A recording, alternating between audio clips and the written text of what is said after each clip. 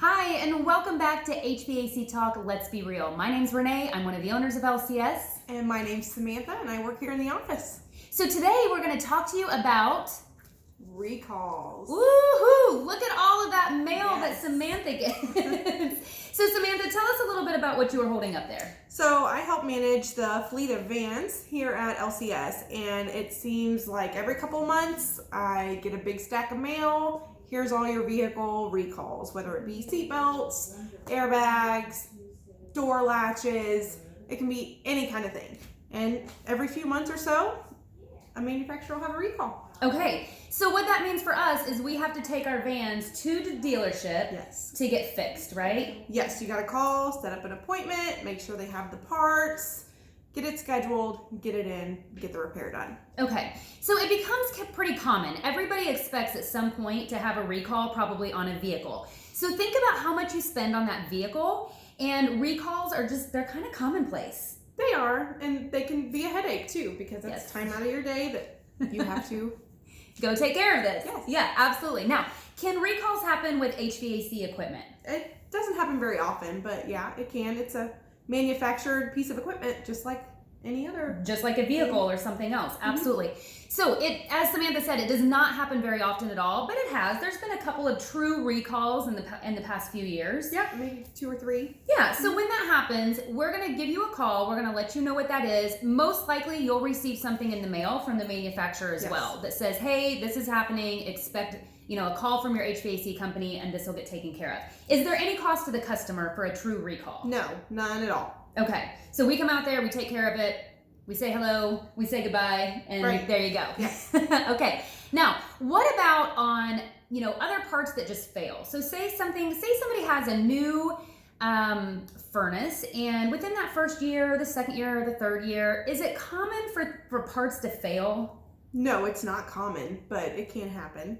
Yeah, it's a machine, right? And so as we are getting a little more advanced with technology in everything, but even in HVAC, there are smart boards, there are variable speed motors, there's smart thermostats. Yes. And so, you'll get updates for your thermostat, for example. Hey, your thermostat is going to go through maintenance or a software update in the middle of the night or something like that. That's completely commonplace.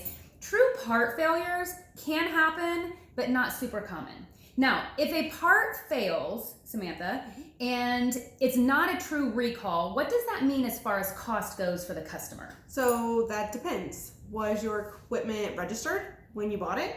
That could mean you have a part warranty. Did you buy a labor warranty when you had the system installed? If you did, you could pay nothing. If you just have a part warranty, you may have to pay for just labor. If your warranty is up and maybe it was never registered, then you have to pay for both. Okay, so you've mentioned having your equipment registered. Is that something easy for the customer to do? Like what's that process? Yeah, that is really easy to do. Here at LCS, when we do an install, we register it for you.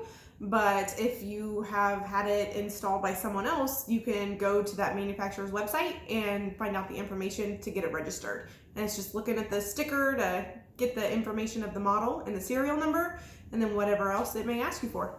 Okay, and since it's such an easy process to do, and then here, like Samantha said, we do it for you, that takes your part warranty from the standard 5-year manufacturer warranty up to 10 years or 12 years, depending on the manufacturer. So it's a really big difference, which makes it really important to get that warranty done. Yes. And then that labor warranty helps to pay for that labor if you should have any failures in a certain amount of time. So labor warranties could be a year, they could be 3 years, 5 years, 10 years, 12 years. Yep. There's all different lengths to choose from.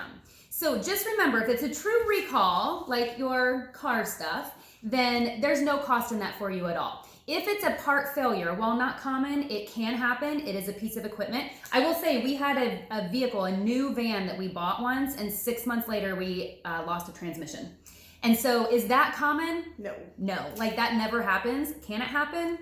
Clearly. It happened to us. And so fortunately, that was not a recall, that ended up being a warranty issue. We had a labor warranty, we had the part warranty, so we didn't have to pay for anything. But if we wouldn't have had those warranties in place, it would have been on us, even though it was only 6 months old.